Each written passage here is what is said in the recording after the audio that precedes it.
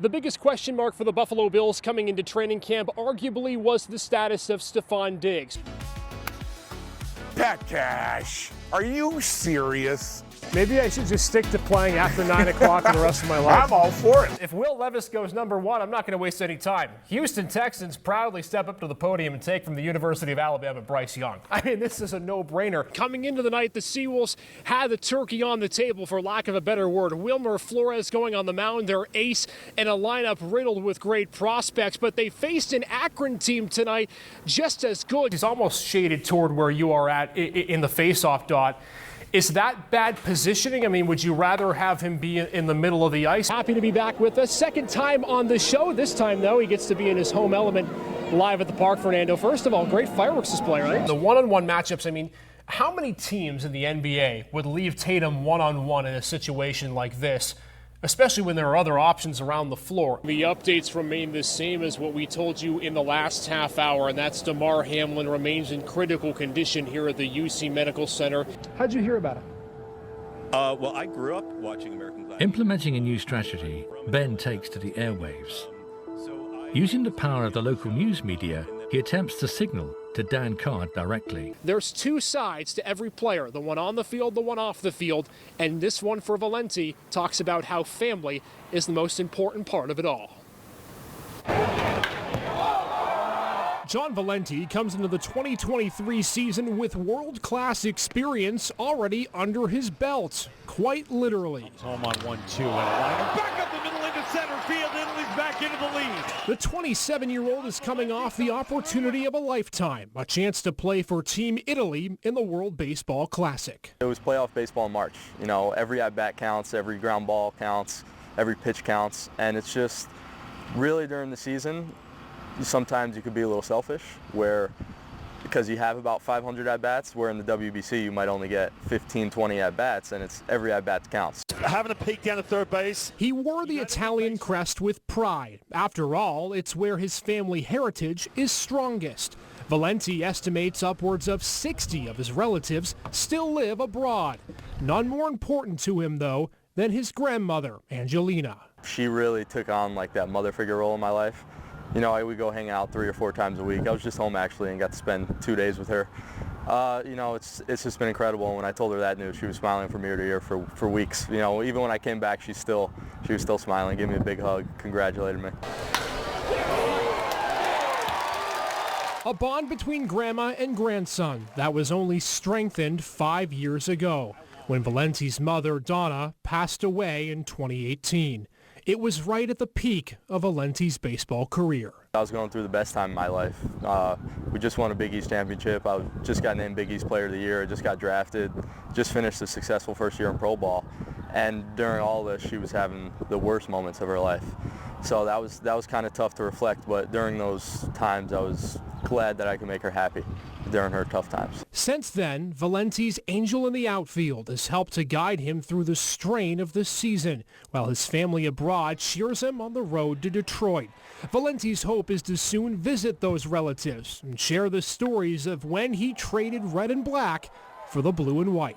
The WBC guys, we were talking about getting together and doing a trip to Italy. So hopefully get over there and get to see some of the families and hopefully made them proud in what we did this year. Until then, Valenti will do what he always has on the field, play without fear and never look back. And maybe this year, Grandma will get a chance to watch him live. A couple years ago, we played in Somerset, and she got to come see. It was her first time to come see me, and guess what happened? Rained out. So that's kind of been our luck. So hopefully this year she'll get a chance to come out and see a couple. And maybe, just maybe, whip up a few of her world-famous dishes, too. What's your grandma's best dish that she makes? Ooh, everything. But she makes a homemade lasagna that's pretty out of this world.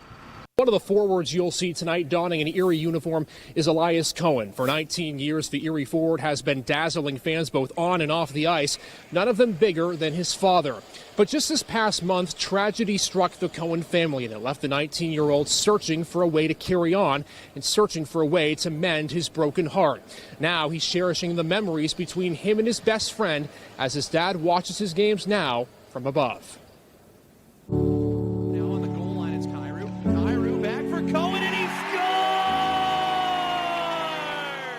What does family mean to a hockey player? Yeah, for me, family means everything. I started hockey because of my family.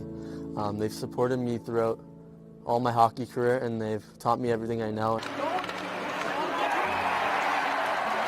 There are junctures in life that can rattle us and force us to put things into perspective. The juncture for Erie Otters forward Elias Cohen came last December when his father, Larry, was diagnosed with cancer. And for Elias, a battle began both on and off the ice. Everyone in my family told me, you have to go back and play. And my dad's like, you have to go back and play. It's the only time we get a break to watch your games. That's all we look forward to, is watching your games and watching the Erie Otters play. Every shift, every goal, I would think of him. He was on my mind the whole time when I'm playing, and it was really tough. For 4 months, Larry fought valiantly as his son fought to give the Otters and his family brief moments of joy. But on March 2nd, Elias's world stood still. His father had passed away at the age of 58. His role model and best friend taken too soon. Yeah, it was definitely the hardest news in my life. I say I'm not scared of anything anymore, because I think that's the biggest fear I'll ever have to face. Dad was Erie's biggest fan. He would always come to the games. He loved Erie, he loved the city. He was the happiest person.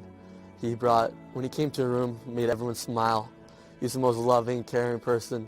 More than Pee-wee, midget, or any junior games he's played in Erie, the loss of Cohen's father hurt more than any defeat on the ice. But lessons learned from the game can sometimes fade.